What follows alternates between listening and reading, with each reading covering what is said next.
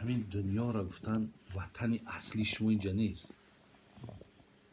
اینجا برای پی همین یک آزمایش خدا شما را روان کرده است و وطن اصلیتون اونجا است. شما باید در با وطن اصلیتون بیایید. اینجا برای آزمایش روانتون که برین. ولی قاری در اول چی خوند؟ الذی خلق الموت والحیات لیبلوکم ایکم احسن عملا. ولی پدر اهل دین بردن در خواب موندن، سوره تبارک برشته خوندن. سوره ملک میگیم تبارک الذی بیده الملک و هو علی کل شیء قدیر. آیت دیمش چی بود؟ الذی خلق الموت والحیات لیبلوکم ایکم احسن عملا. خدا میگه ببینید که من تنها مرگ نآفریدم بلکه حیاتم آفریدم، یا تنها حیات نآفریدم بلکه دمش در مرگم ماندم. برای چی؟ برای چی من در عقیب حیات مرگ ماندم؟ میگه لیبلوکم ایکم احسن عملا، تا بسنجم تون که در انجام دادن عمل کدامت بهتره.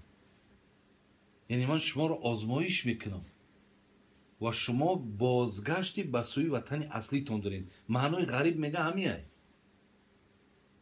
حضرت عبدالله میگه وقتی این سخن من شنیدم، بعد از آن میگه به واسطه میگه چی من گفت؟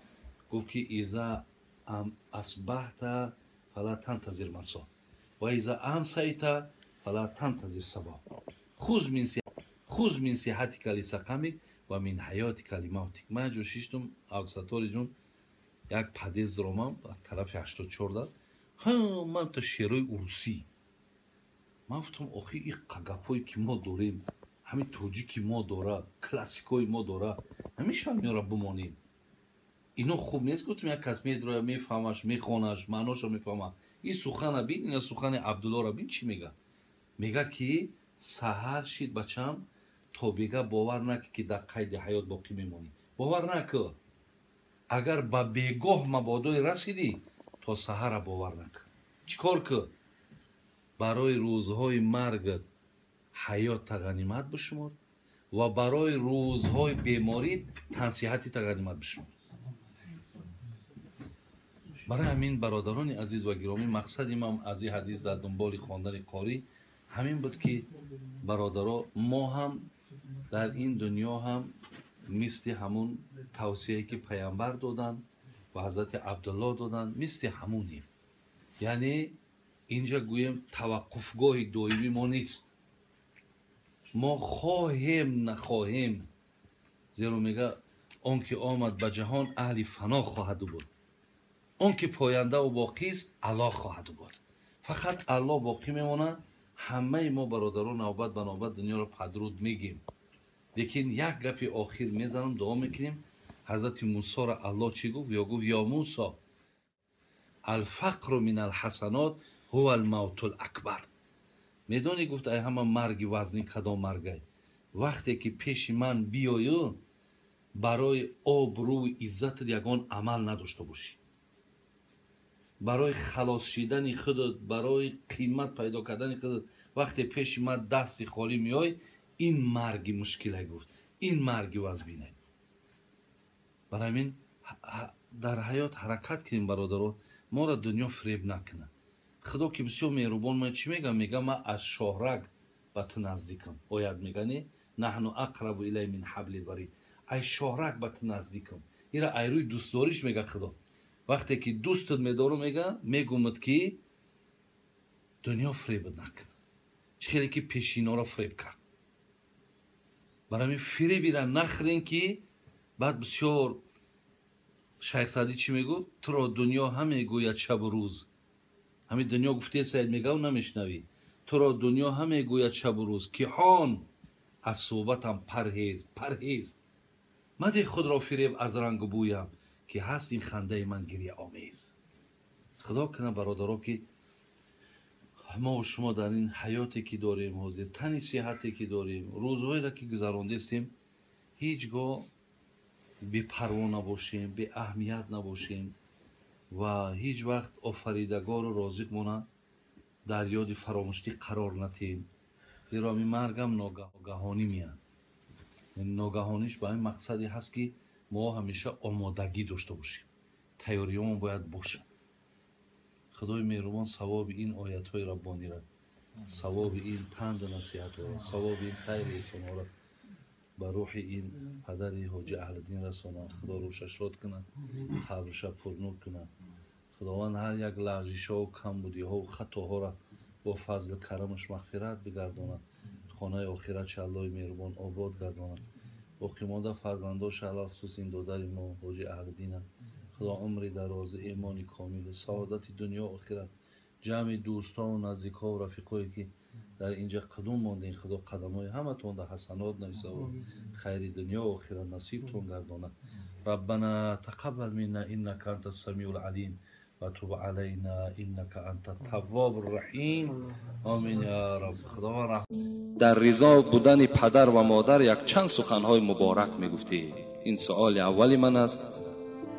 دوم، معلمانی که از خوانندگان یا اونیورسیته یا کالج از اگزامین یا زچات پول میگیرند، آیا برای مسلمان این حرام است یا نه؟ التماس اکای حاجی به سوال ما جواب پره میگفتید، دل ما قرار میگرفت. البته درباره پدر مادر ما کسیته ها داریم. برادر عزیز مراجعت کن، از همون کسیته ها به نهایت بهره زیاد میگیری. دو کسیته خاصه درباره احترام پدر مادر است. اگر مثال چیزی که خواهی از داخل اونها تو البته یافت میکنی. و سوالی که معلم ها چه از اونیورسیته باشد، چه از اینستیتوت باشد، چه از مکتب های میانه باشد، چه از کالج ها باشند، برای زکات و برای مثال بها گرفتن وقتی پول میگیرن، باور کن خیانتی در جمعیت کردگی هستند. به حد خیانتی کلان میکنن. برای دهنده در زمان ما گناه نیست، اگر چنده که رسول اکرم میگوید الراشی و المرتشی فی النار، کسی پاره میدهد و کسی پاره میگیرد، هر دو در آتش دوزخ هستند. امروز جزای پاره را دیدیم. با مثال با پاره بیچاره میخواند میآید. امروز باوری داریم که فرزند من مدینیستوت خوانده است، دکتر شده است. همه او مثال زکات ها و همه او بها با پول است. او از کجا مثال تجربه دکتری دارد؟ او از کجا مثال فرزند ما اترا نجات داده میتواند؟ برای چی نمیتواند؟ برای که وای معلمش خیانتکار بود، وای معلمش آموخته کرد که همین پول بده نخوان دیگر، خواندن تو حاجت هم نیست. آیا همین خیانت نیست؟ از این ده خیانتی کلان دیگر وجود ندارد. هر یک فرزند مثال هر یک پدر و مادر باوری دارد که فرزندش در فلان مدرسه یا مکتب میخواند، وقتی که وای با پول میخواند این معلوم است که عاقبت وای چی هست.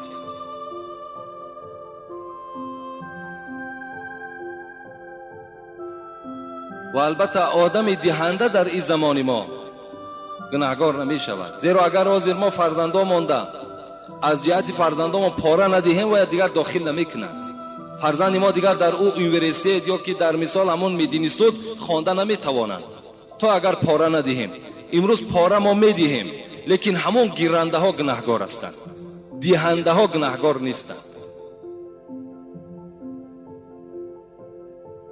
بسیار عملی زیشت است. شهر دوشنبه، بوربت 56 صنوبر. السلام علیکم داملای عزیز و محترم حاجی میرزا. اینا بر ما دادن. من با همراهی خواهرانم از دوشنبه آمدیم و امروز به دیدار شما رسیدیم. ما در خردسالی امان از پدرمان جدا شدیم. پدرمان را ماشین زد و او مرد. مادرم که الحال جوان است و شوهر برآمد و از آن شکرانه میکنم که او بسیار آدم خوب است و امروز که من 14 ساله نماز میخوانم. از شما داملای عزیز التماس میکنم که مرا و خواهران مرا و پدر و مادر مرا دعا کنید. خدای مهربان این خواهر اسلامی را همراه همه خواهرها و پدر و مادرش خدایا مغفرت گناه بکنی و مراد و مطلب هاشون خدا حاصل کنی. آمین یا رب. سوال بسیار از ما خواهش سخت کردم من از دوشنبه. السلام علیکم داملای شیرین سخن. این سوال از نام یک خواهر شماست. التماس به سوال من جواب گویید. من برادرم را با نمازخوانی دعوت کردم. اگر من او را یاری رسانم ممکن است؟ سوال دیگر: از وفات پدرم 2 سال گذشت، آیا من به منزل پدرم روم ممکن است؟ چنانه که میگویند رفتن زن به منزل ممکن نیست. التماس به من جواب پوره دید. با احترام خواهر عزیز شما. البته میتوانید شما اون برادری که دارین یا پدری دارین شما نماز خوان کنین، در نماز یاردم کنین، این باکی نداره، این البته ثواب میگیرین. لیکن به سر منزل پدر مادر رفتن، اگر چنده که حدیث ها برای رفتن هم هست، مثلا سخن فقها هم برای اجازت هم رفتن هست، لیکن الحال عالم های بگیم آخر معاصر حاضره ما و شما اجازت ندادن که زنها به سر منزل ها روند یا به زیارت مزار ها روند. یعنی این ده اجازت ندادن. گفتن نرفتن زن برای منزل، برای دعا کردن، مثال برای اولاد اجدادش به قبرستان ها، این بهتر است. از این خاطر همون خواهری که مثال میخواهد در حق پدر و مادر دعا کند، افضل و بهتر همین است که در خاندان 2 رکعت نماز خوان، در حق پدر و مادر ببخش، انشاءالله این بهتر است و این ثوابش زیادتر است.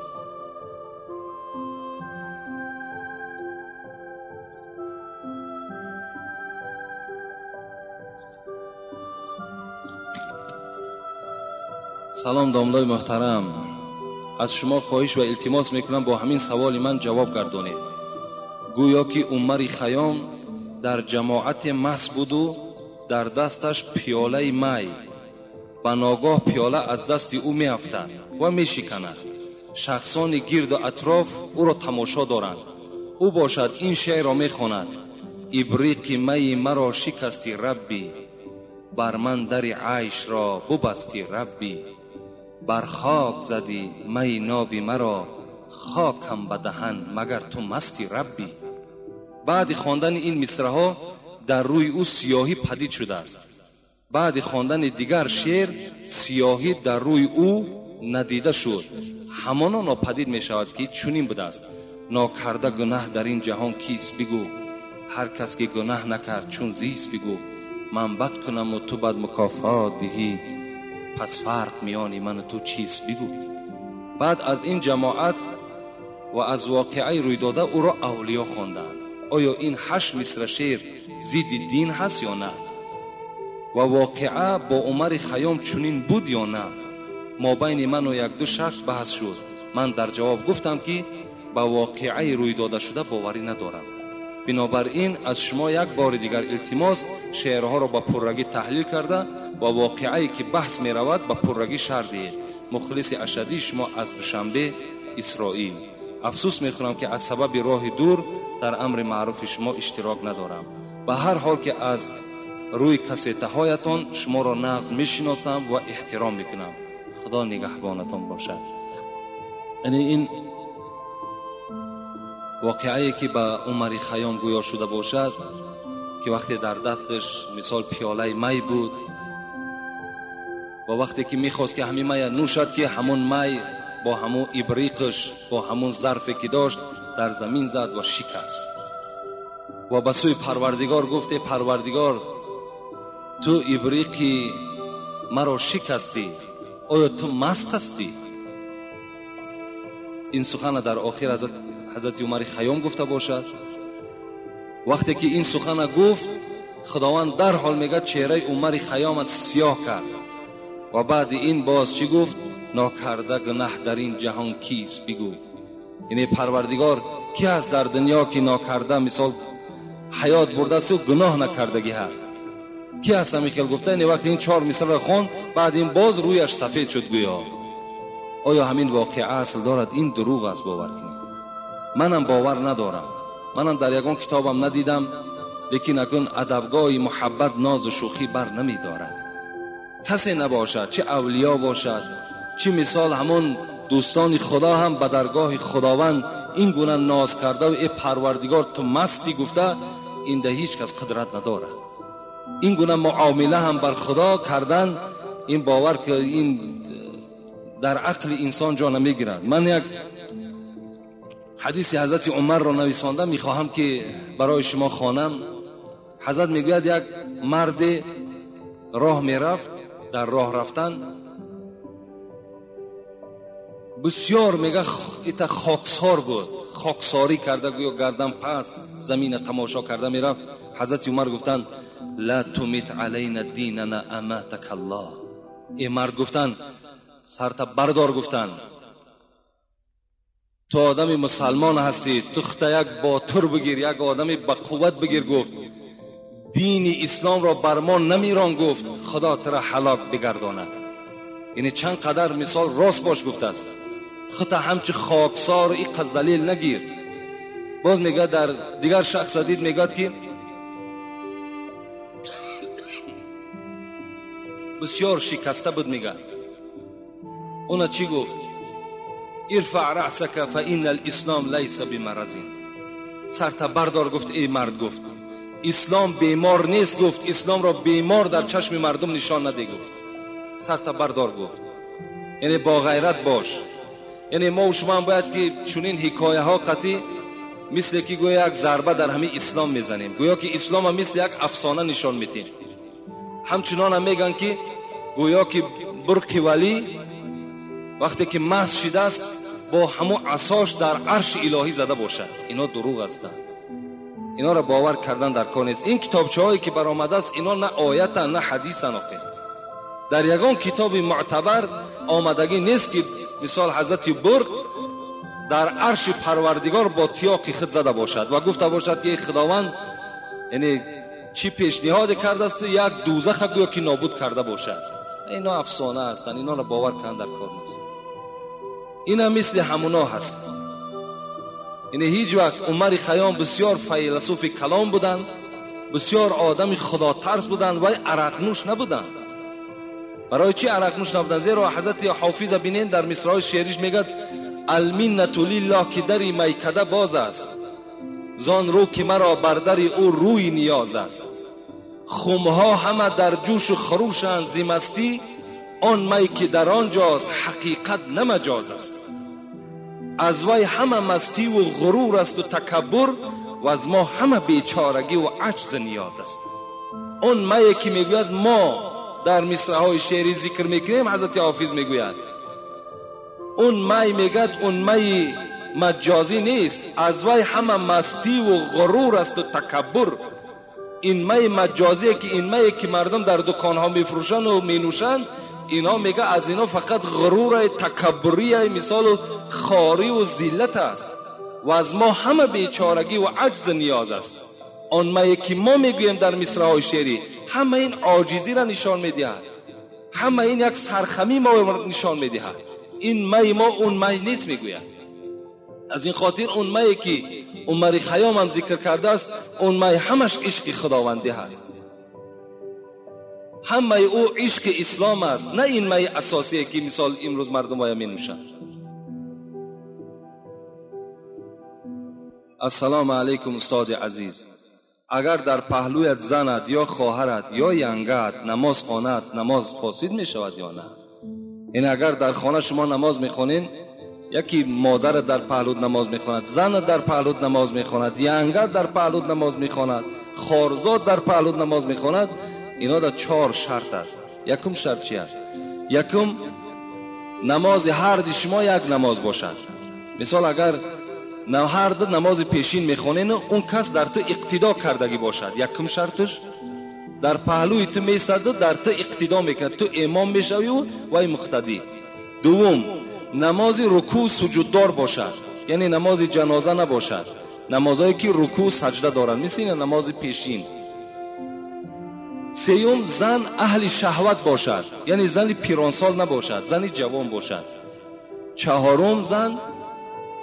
چهارم شرط این که بین تو و بین زن یگان حائل نباشد، یعنی یگان چیز ستره نباشد.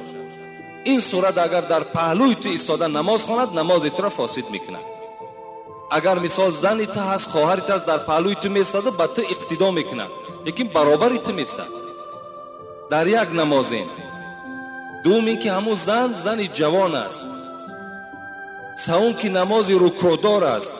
چهارم که بین تو و بین او یگان پرده نیست. این حالت اگر در پهلوی تو نماز خواند، نماز فاسد میکند. لیکن اگر وای جدا نیت کند و تو جدا نیت کنی، اینجا در نماز شما فاسد نمیشد، اگرچه در پهلوی شما هم که ایست است. فهمیدین شرطی مسئله.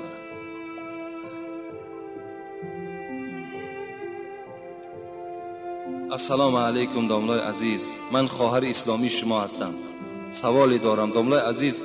ینگه دارم، دادرم که شوهر اوست او را دشنام زیاد میدهد و او در مسجد شما نماز میخواند. در این موضوع چیزی میگفتی؟ یعنی این برادری که عائله خودش دشنام میداده است، یعنی البته ما در این بابها صحبت داشتیم و باز میگم که البته یک حق زنها بالای مردها این است که ولا تقبح گفتن پیغمبر، شما زنها را دشنام ندهید، یعنی دشنام های قبیح نکنید. با زنها مثال با معامله خوب زندگی کنید. لیکن از همه امو زنها خواهش میکنم که مردها را تا همون حد نیارن که مثال همون مردها اونها را دشنام دهند. بسیارتر عیب زنها میشود، یعنی چنان معامله میکنن، چنان رفتار میکنن که همون عصب مرد ویران میشود و در حال وای دیگر کار اولش چی است؟ همون دشنام دادن است. اول از خواهرای عزیز التماس میکنم که مثال دائم کار کنن که اونها مهربان باشن، یعنی دائم در هر حالت مرد چیکار کنن؟ مثال دستگیری کنن، با مرد مثال مهربانانه رفتار کنن، انشاءالله اونها یگان دشنام نمیشنوند. السلام علیکم داملای شیرین زبان، ممکن است که برای مرد چله و زیره نقرگین التماس جواب پر دهید؟ یعنی زیره نقرگینش جایز نیست، لیکن اگر چله نقره باشد جایز است. کدام مردی که اگر میخواهد که چله اندازد فقط چله نقره، دیگر غیر چله نقره، دیگر چله ها را برای خود چی آهن باشد، چی میز باشد، چی طلا باشد، اینها را اختیار نکنید. از همه بهتر همین است که ترک چله کنید. در همون مسئله هم میگد که اگر ضرورت نباشد چله نه اندازد مردها. یک اگر چی قدر محبت داشته باشد میلش چله نقرگین اندازن، اینش سنت است. لیکن اگر ضرورت نباشد باقی ندارد، دیگر حاجت هم نیست که شما مثال همون چله استفاده کنید.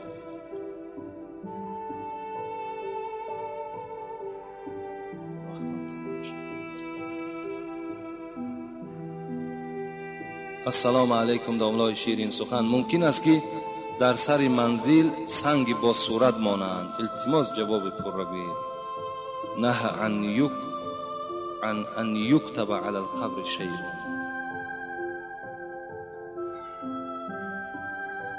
یعنی در سر قبرها سنگ با صورت ماندن یا سنگی که اگر در او چیزی نویسانده باشد، اینها را پیغمبر نهی کردند که در سر قبرها شما سنگ‌های صورتدار و سنگ‌هایی که مثال در اون مصرع‌های شعری و دیگر تولد و دیگر نویسانده هستین، اونها را پیغمبر یعنی نویساندن در سنگ‌ها را منع کردگی هستند در حدیثات. از این خاطر همون سنگی که میبرین میمانین میلش همون را گذاریم برای یک نشانه در بالای همون قبر مثال پدرت مادرت بگذار ایستاد. لیکن دیگر وای مثال نقش نگار کردن و اطرافی او را مثال دیوال کردن دیگر، اینهاش رخصت نیست در اسلام. همه اینا اسراف میشود.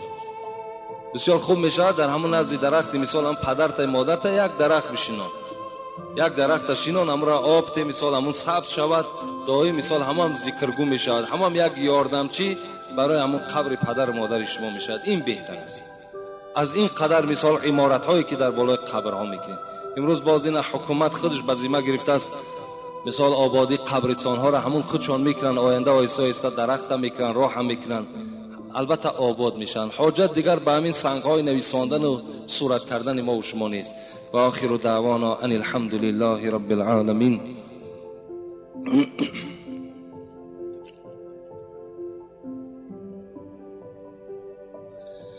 اینجا یک برادر از ما خواهش کردن که سفری به دولت روسیه داشته است و در حقش دعا کنیم که خدای مهربان سفر شد